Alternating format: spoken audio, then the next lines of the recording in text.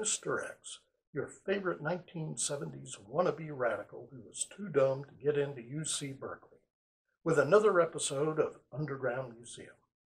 If this is your first time watching Underground Museum, it's an unofficial, probably outlawed, program of the Plains Indians and Pioneers Museum here in Woodward.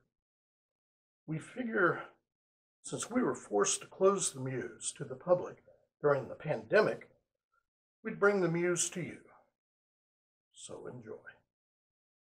This episode will explore a bit more about the life and times of Mary Eliza Kezer, aka Miss Dolly, Woodward's first madam. Eliza, as she was known to her family, was born in 1858 in Knoxville, Missouri, to Daniel Jones Kezer and his wife, Nancy.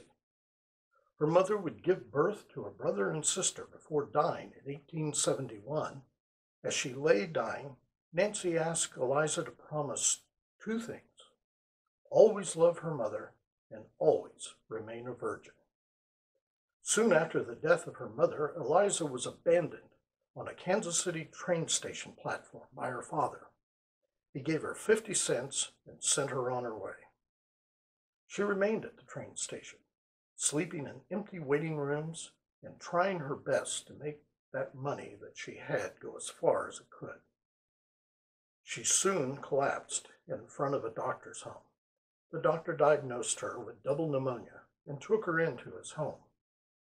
After she recovered, the doctor placed her on a stage to Denver, Colorado, where he believed the dry climate would help her in her recovery. While in her doctor's care, she broke her second promise to her mother.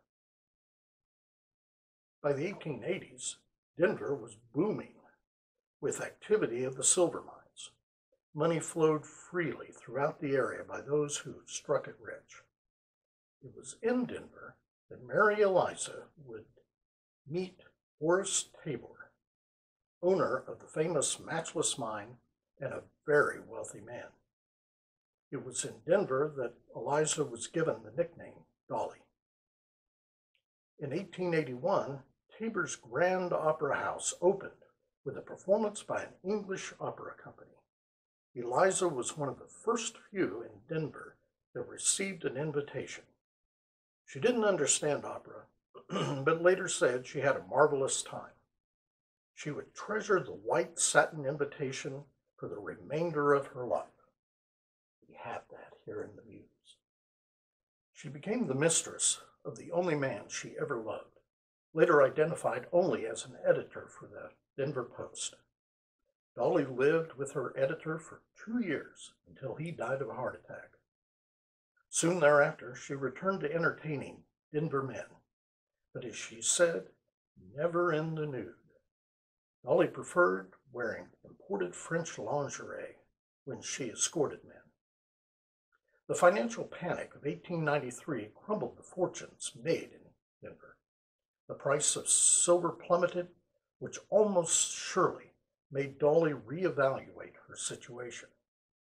In 1894, Dolly found her way to Oklahoma Territory, where she applied for a job as a dance hall madam in Woodward. She was 36 years old when she arrived in town. Dolly soon came to realize how very different life in Woodward was compared to what she had known in Denver. Woodward's small red light district was located north of the railroad tracks along 9th Street. She would supervise the large dance hall and several cabins across the road that served as the ladies' living and working quarters. The cowboys and railroad workers who visited had little real wealth. Her ladies, though, dressed in their finest, but still looked cheap by Denver standards. It was then that Dolly realized she was a $10 woman in a $2 town. In 1900, at age 42, Miss Dolly watched a large party taking place in her dance hall and became sickened by what she saw. She later said the rest of the night was spent in prayer. As a result, Dolly washed her hands of the life and filed on an unclaimed piece of land southwest of Woodward. She would spend the rest of her life there. Nearly penniless, she built her farm one board at a time.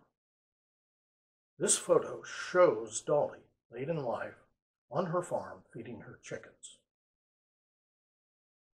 To make ends meet, she laundered clothing for Woodward townspeople. With no horse, she walked into town and picked up dirty laundry. She walked back to her farm, cleaned the linens, and then walked them back into town. She bought her lumber, wire, and food for herself and her dog. She raised cattle and chickens, though her neighbors continually cut down the fences and allowed their cattle to destroy her few crops. Though she had left the life of a bawdy house, it would take many years before people began to accept and respect her. In April 1947, she called Mrs. Grace McDonald. Grace and her husband owned McDonald's Studio downtown. It's now the location of Cafe Paradis. And asked for a ride into town. She wanted to take a bath that night. While bathing in the McDonald's pink bathtub, Dolly reportedly said, "I want to meet my Lord clean." 3 days later, she was found dead, face down in the mud, clutching the door frame of her splintered cabin. She had been killed in the deadly Woodward tornado of April 9, 1947. She was initially buried in an unmarked grave in Elmwood Cemetery, but in 1979, some of her relatives raised money to purchase a tombstone for Miss Dolly. So there you have it, the story of Mary Eliza Kezer, known in this area as Miss Dolly. The museum has a few of her personal belongings on display. Hopefully, you'll find time to stop by and view them personally once the pandemic has passed and we're open again. In the meantime, take care of one another, stay safe and healthy out there.